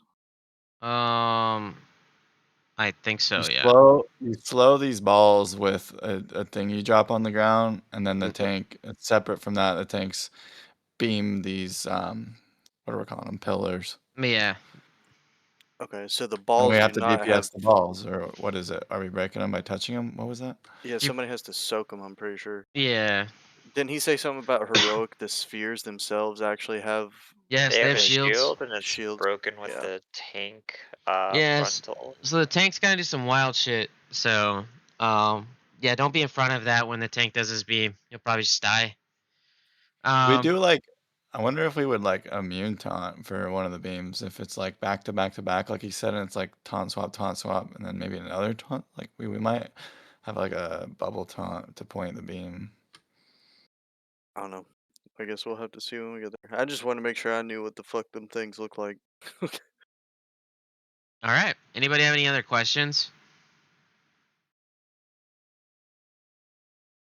I think we're good for now. I mean, this fight's getting changed quite a bit, right? Yep. I mean, it's changed from some of the footage that we've seen. Yeah. Like I didn't see a single fissure in this video. So. Now it's time for step, bro. Yo. Oh, what's the fissure? And win. And win.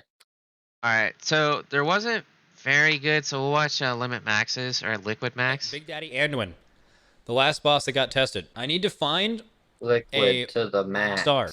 That could be Hopebreaker like a happens. Gatorade Alright, commercial, Big dude. Daddy Anduin, the last boss that got tested. This I boss need is to gonna find slap, dude.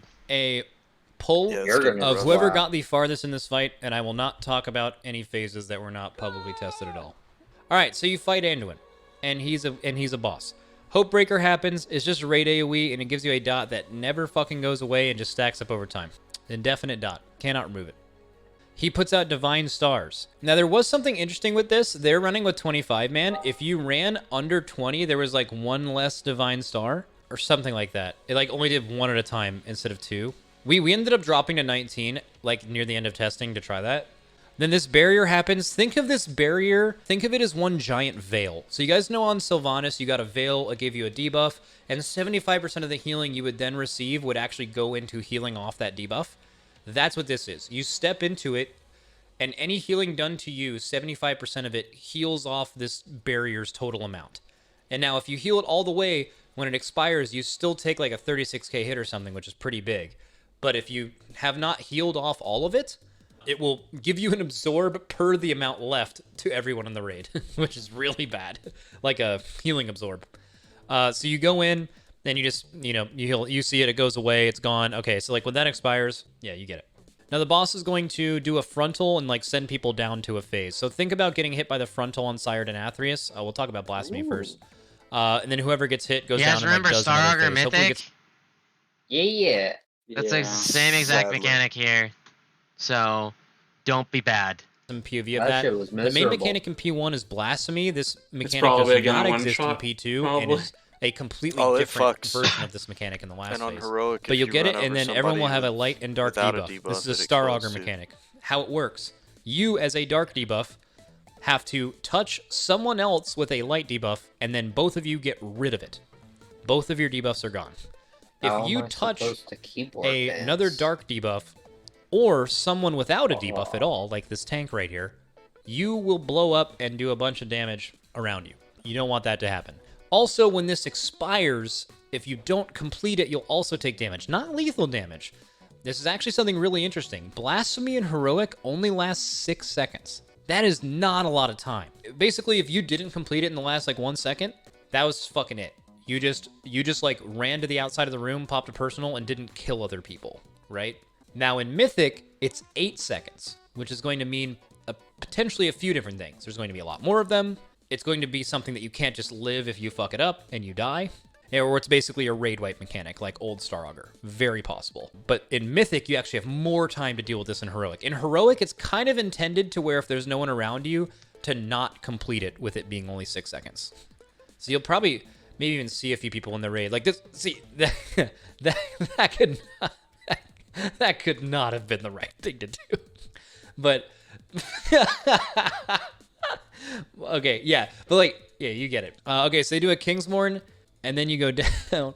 You go down. Okay, great. This guy's going down. So then you'll see 4 ads in the middle. Anduin's Hope. Those can be healed. Healing each one of these will give the boss 5 energy.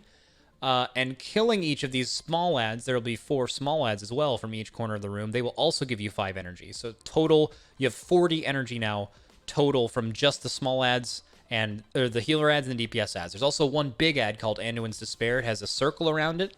The circle reduces healing received and increases damage taken by 100%. So you want it on top of the Anduin's Doubt, but not on the Anduin's Hope. And then obviously you get it, and then you kill it. They spend a ton of people down. If you kill Anduin's Despair, you get 20 energy. So look at Anduin's energy. You can get 60 energy per phase. Obviously, getting him to 100 phases him. So they just did 55. That's fine. So what that does then, they didn't do these ads in time. Getting 55 is 1 energy off, or 5 energy off. That means the next phase only has to get 45 energy. So they give you a little bit of extra leeway per phase, so you don't have to do both of them perfectly, which is good for Heroic. And while that's happening, the upstairs is doing their own phase. They get another barrier, they get another blasphemy. You get the idea. And the Divine Stars are pretty real. You do not want to get hit by these. Those Divine Stars were fucking real, man.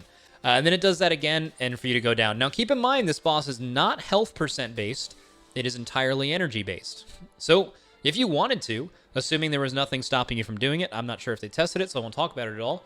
You know, you could maybe stay in this phase even longer. Who knows? They give you the options, which is cool. Okay, so I'm assuming they phase into P2. They do Blasphemy. Oh, nice. They got it. Okay, so they have 95 energy. He's casting Blasphemy, and I believe they skip it, right? This is the epic shit chat. Are you guys ready to bat chest out of your fucking mind if you remember what Lich King was like, you fellow baldies? This is when WoW was the best. Bat chest. Bat chest. There he is, boys. The fucking Lich King. Calling in an army of the dead. Having remorseless winter on himself. Spawning fiendish souls that are jumping on people. And then a monstrous soul. So basically, you just like have to hit the remnant of the Fallen King here. I want you guys to understand how this works. So what the fuck? Anduin takes 150% of the damage you do to Remnant of the Fallen King. So technically, the most boss damage you'll ever get on Anduin. I do believe they changed this to shitting on the Lich King. 100%, So there's a reason for this phase, right? At the same time, you're dealing with his Army of the Dead, with these ads that are giving you a debuff that doesn't go away until the end of the intermission.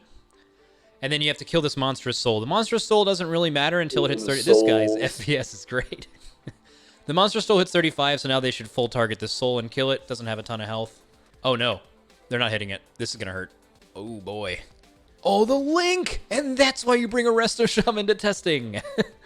Yes, that is why you do that. They would have lost half their raid without that. And then I'm assuming from the first one, and now with the dead DPS, they're probably going to die to the next monstrous soul, or do they see P2? Let's see. Oh, they let both. That face. How did they see P2 letting both go off? They have another link. Nah, dude. Shaman gang, It's gonna be easy. We've done it before. Oh, and then okay, well, yeah, Alright, they probably don't see. So P2, there's these. Oh shit. I'll go back like a second, I guess. Do they see P2? Let's see. Oh, they let both.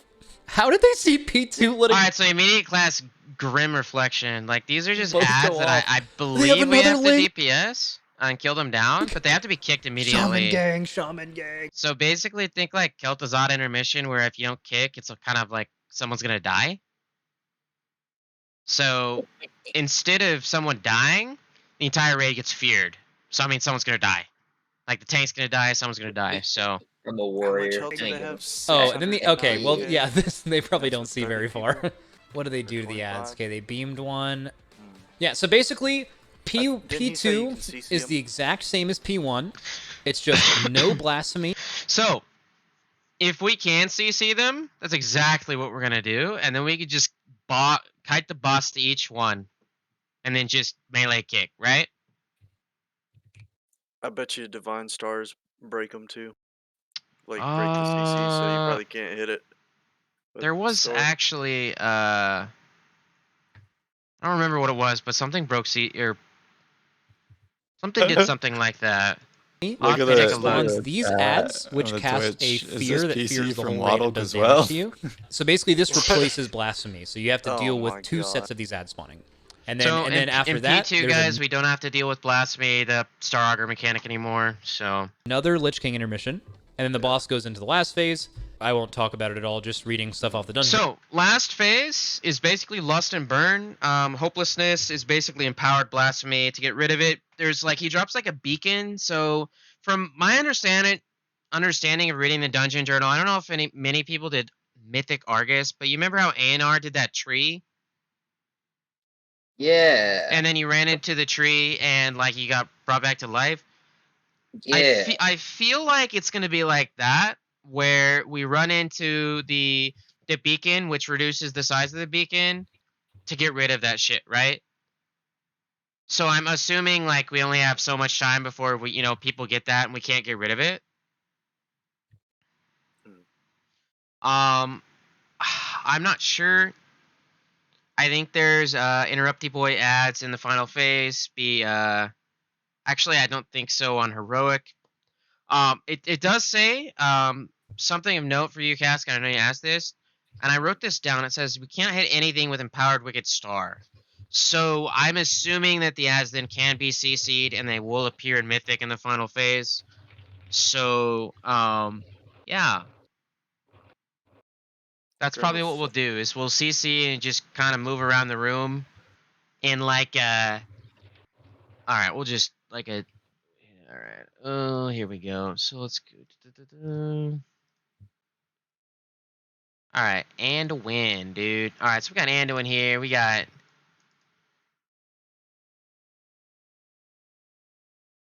alright, so we got like 4 of them, right? So how did since we don't have blasphemy to deal with, right? So we can trap, freaking I don't think that will work, but we can also use banish, warlocks do their thing.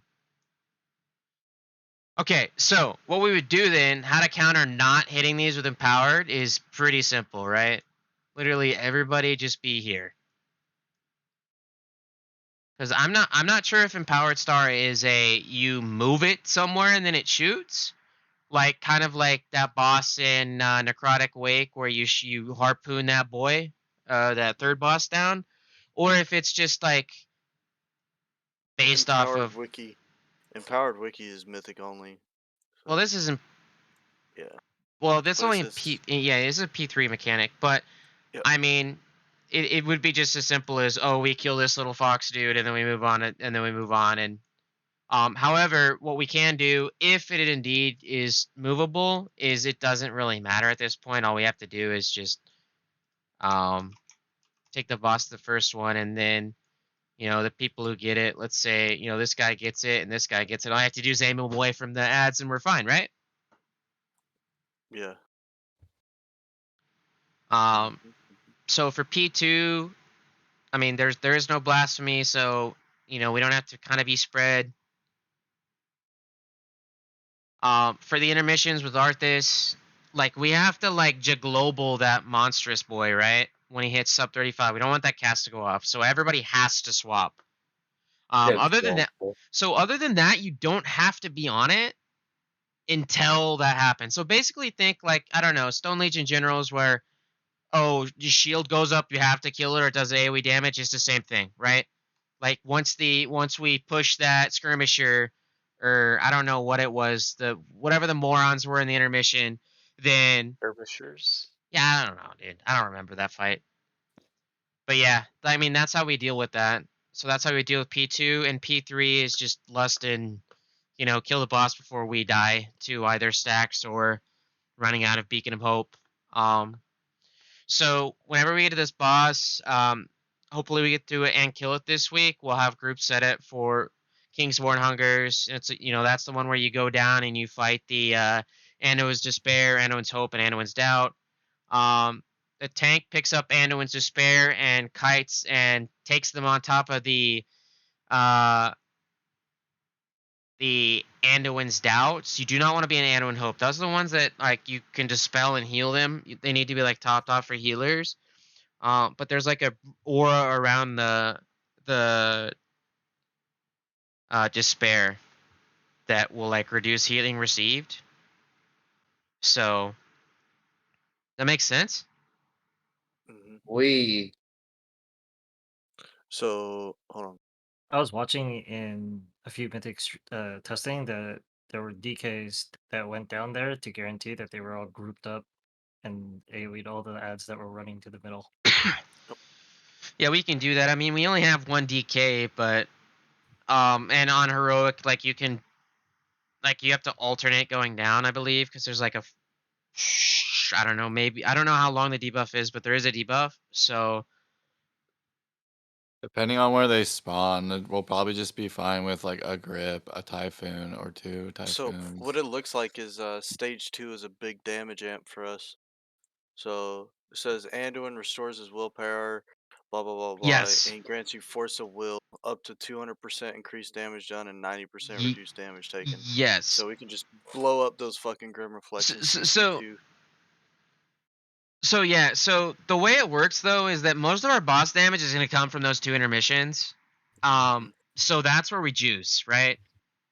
Like we obviously need some offensives for each, go down phase so that we can, max out energy. However, when you think about it, to make this fight, because it said there's only 2 intermissions. Like when you read the dungeon journal, it doesn't go like Anduin hits 35% and that becomes the final phase. You could actually prolong P1 and P2 by just failing the downstairs mechanic, like just failing to like. So basically, get more boss damage in. Yeah, that's what Max was saying right at the start. Yeah, so it's something to consider if we're on this boss and like we get to the final phase. Hey, we get to the final phase at like 40%. We actually want to get there at like 20 or 15 or whatever. We can just prolong. I would honestly prolong P2. P1 has to deal with that fucking blasphemy shit, but those Grim Reflections don't seem that difficult. So I would prolong P2. So we just send people down and they just don't do shit. And then I'm reading P3 as well. Apparently the Beacon of Hope you were talking about, I think he'll mark players with hopelessness, and then you have 25 seconds to clear their stacks, and each time they clear their debuff, and each time they clear it does 11.225k to the raid every 1 second for 3 seconds. So they'll have to go in increments, like one at a time probably. True, or we could just pop a barrier and do all of it at once. But I mean that I don't know if we have a disc priest right now, so that might be kind of spicy. Depending on how many hopelessness stacks we have, or yeah, hope breaker stacks we have. I don't know. We'll probably have to stagger, but who knows? So those are all the 8 bosses that were tested. Well, is there anything else that people want to discuss for Anduin?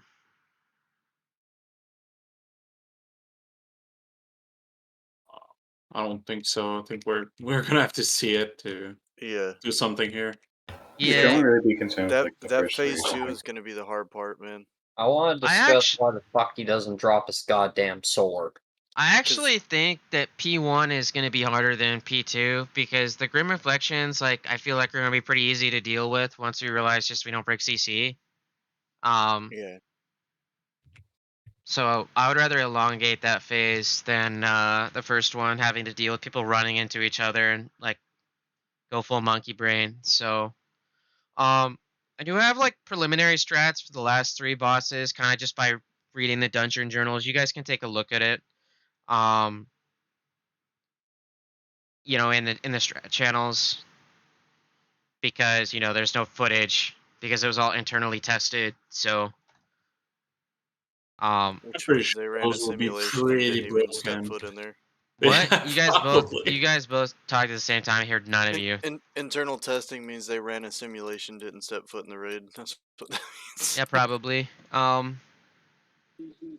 didn't even do that. So, ideally we kill the first 8 bosses next week. I think Anduin will be difficult. I think Zymox will take a couple pulls. I think the Guardian's free. Skolex is free. I think Pantheon's free. I think the Sausage might take a couple pulls, and Halandris a couple pulls. I don't know about Lithium or Lahuvium or whatever the fuck it is. Lithium, dude, he's a battery. Yeah, he's a battery, dude. I mean, he Let's is, but go. he's literally charging up constructs. But I just woke up my cat. Fuck. so I mean, that's it for basic raid prep for next week. I'll just download it and send it to people who weren't here. There are some things I'd like to discuss.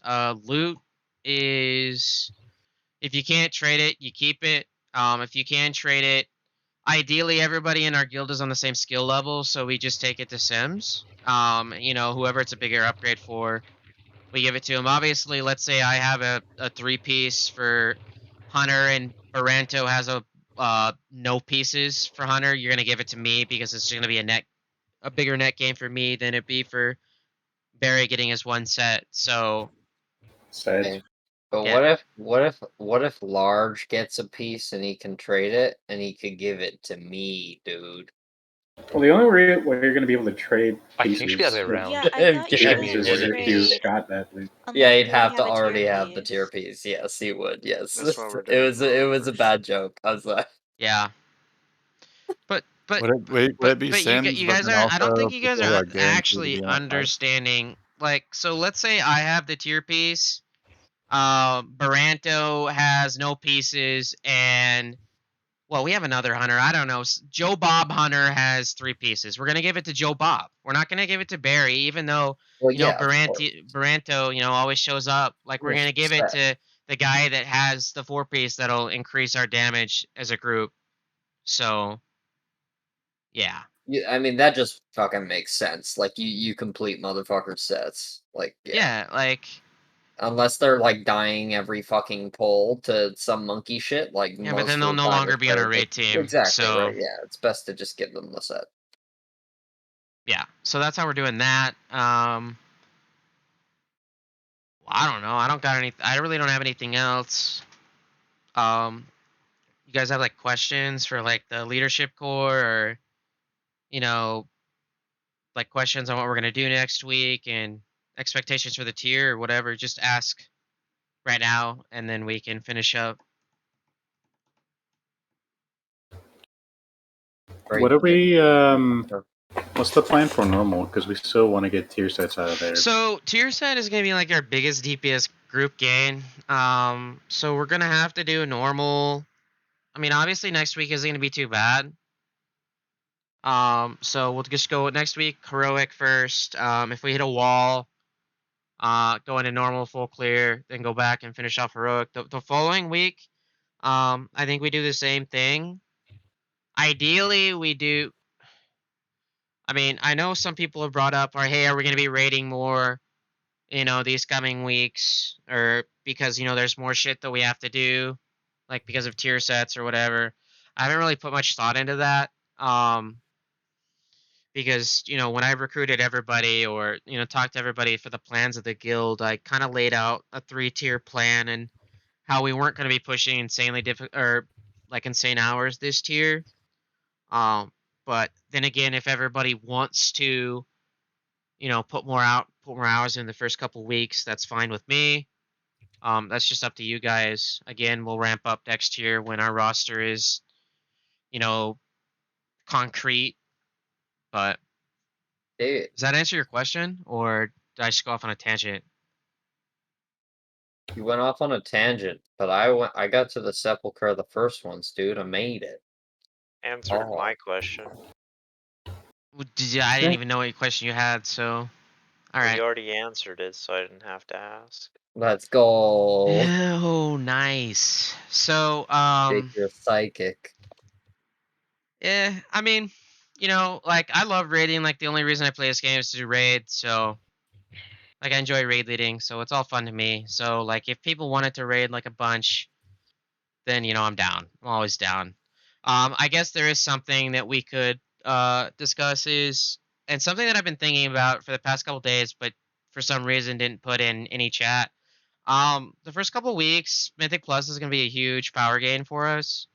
I know some people, like casters, like going into Theater of Pain and getting your trinket. We should probably try and organize groups for this kind of shit. Oh, are there, we have the 2 new dungeons too, so there might be something good in there. Yeah, I mean, yeah. So I guess we can also probably set up like a guild raid bots or whatever, so that people can like do like a drop demizer, so we know what to target. But they just changed the vault, which is good. Now you no longer have to do 10 bosses or 10 Mythic Plus. It's down to 8. So thank God. Thank God. And they lowered the requirements to 2, 5, and 8 for vault options for raid. Keys? For raid. For raid, yeah. So keys are still keys are 1, 4, and 8, I think. So yeah. Ooh. Thank God. So yeah, there is changes there. I get to do M plus less. This is the best fucking day ever. I'm so happy. Holy shit. I did not know that. So what does everybody else anything else we need to talk about? Yeah, just again, like looking for group text channels, like one of the most important ones. So Yeah. you can make some plate share 15 groups. If you're on and you feel like you got some spare time, start doing keys, man. Yeah, like the start of the tier, we need to juice as much high level as possible. Yeah, this week is this week is farm your new zone shit. But like next week, renown. Yeah, but you should make sure you do at least one key this week, like or an one boss 18 or or whatever, 19, right? just so that next week when the vault comes up, you can grab that shit that gives you like 2,000 of the currency in this zone. Yeah, but it's more than that. Like you need to get like an 18 key done so that you actually have. Well, a yeah, relevant just so you key can go next right week. into good keys next week. of Otherwise, course, do yeah. not loot your vault because you don't want to pick up a fucking wanky key. Like you need to go do like a high, like I don't know, like a 16, so that, or I don't know what it is. Like I mean, probably you don't just need to a do higher than 18, you don't need. so that I you thought it was loot a. a key Why do you from the need to do an dungeon 18 so instead of just like a 15? Yeah. I think you'll loot. I don't even know. I'm just sketchy. I don't know what you'll actually loot from the end of the dungeon. I thought it It's was just 18, then capped to plus 10. Well, plus 10s, and you farm plus 10s all week next week. What? It's gonna But- gear up to but- 255. You get a 255. But what about you have to Keystone? fill out your vault with plus 15s, like what Riv Yes. just said. So Don't forget that. You Don't be just lazy. do Like, let's try to 15s. juice Just as do much as 15s. possible, all right? Because it'll make Mythic Week much easier. And I'd ideally like to kill 3 bosses first week of Mythic. I know that's a stretch because this, like the first 3 in Sanctum were face rolls, and I mean, I think Skolex is free. I think Guardian's free. But like the difficulty ramps up after those 2. So, If you guys can do 15s and then work your way up to getting 278 conduits by hitting 20s, that'll just help us kill these crazy fucking enemies. Oh, for the conduits. That's why you're saying. Okay, gotcha. So one more note. We don't have to do it this tier, but I think it's actually very useful. When we were prepping for Sanctum this tier, we did like a Mythic walkthrough, like Monday. So like next Monday. So like the Monday of Heroic Week, like the day before Mythic releases, we would go through like the first 3 bosses we planned on doing in Mythic, and like executed our Mythic strategies on it, so people understood. So like we used the 2 Warlock Gate thing for the Eye of the Jailer, because we didn't want to 5 heal. So we practiced Oh, I that. You remember remember that? You remember that. the walkthrough? Yeah. You do the heroic bosses, but you as much as you possibly can animate the fight to act like the mythic fight. Yeah. Exactly, yeah. Like it just the day before the Mythic comes out, it's a good way to keep it fresh in your mind on what we're gonna be doing. Yeah, Like we just try hard a little. for like Skolex, I think it'll be very important because that fight is 100% on us because we can control the entire counter. So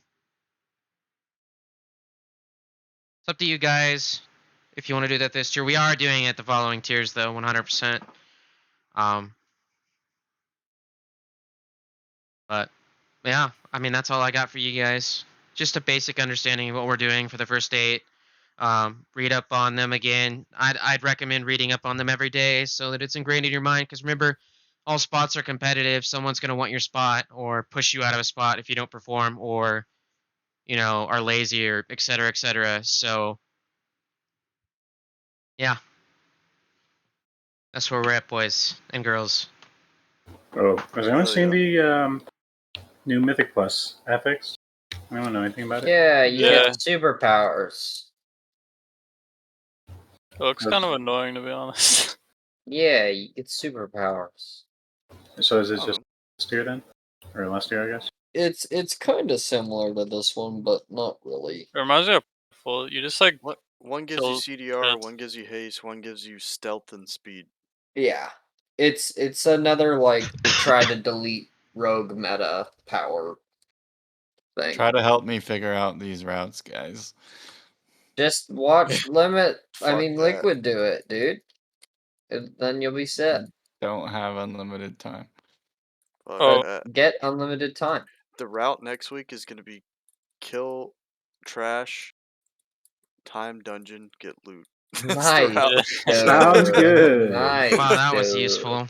Does anybody else have anything else they want to bring up? I have something really little. Tier sets drop in the Great Vault. So if you're like decent at PvP, and you could actually get to like a decently high rating the first week. Is it 2100? Yeah. It's 2100. I mean, it drops with your eye level. So like, I mean, like with your rank rating. So 1400 is 259, but like I know for some classes, like getting the tier set, even if it's like a shit eye level, is worth like way more than fuck. Yeah, getting dude, like 1400 you can do in a day. That's fucking crazy. Yeah, exactly. Like if you get pushed to like 1800, you're getting like 270 shit out of the vault. Like it has a chance to be tier set, so it could be worth doing if you're like. That's like good at that. mandatory. Yeah, it's that's fucking mandatory. Holy shit. So yeah, I Man. mean, we do have some rank 1 PvPers in our guild, so I'm not gonna. Colby. I need to do 2s, dude. I'm armed So warrior. I'm sure he'll be down, but Carry me, I'll get don't global every game. don't like spam. Just like ask, like, yo. I'm gonna You spam can him. literally pug to. I'm gonna Yeah. spam him. So just like unlock the vault, as much as you can. Because yeah, Honestly, I mean, this tier I'm just like. gonna hit 3800 this week. It's gonna be Yeah, fun. all right. So I mean, this is the beginning of like our new team. Like we need to take it seriously so we can build off of the momentum we have at the end of the tier here, going into when we actually start pushing. So come prepared, come focused. Don't waste your fellow raiders' time. Remember, we pull fast. Like as soon as we have people, we're pulling. Like if we start early, I'm happy with that. I hate it when we start late. So it's it's just discourteous to all your fellow raiders if you show up late and you didn't call out or whatever. So just be courteous to your fellow raiders. Come prepared. Own. Do your shit next week. Listen to the raid lead, the officers. And most importantly, talk. If a strat sucks, let us know. Like if you think you have something better, don't just keep it to yourself. And that's all I got. So yeah. Hey, Jake. Holy shit, that was loud. What? Oh, I'm so sorry. Except you. You're not allowed to talk. Fuck you. What? Okay. No, I'm Sorry, joking. I don't know why I'm so loud. Yeah, I don't what's know why I'm up? so loud. Is our raid times and raid days posted anywhere?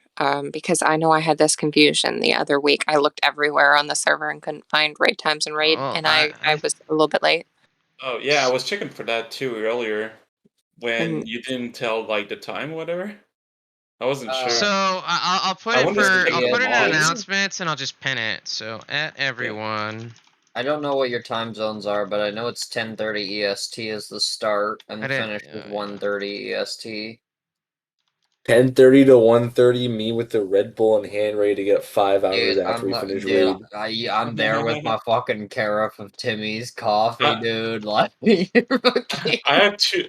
Well, I think I have 2 weeks. 2 weeks off until like the 14th of March or whatever.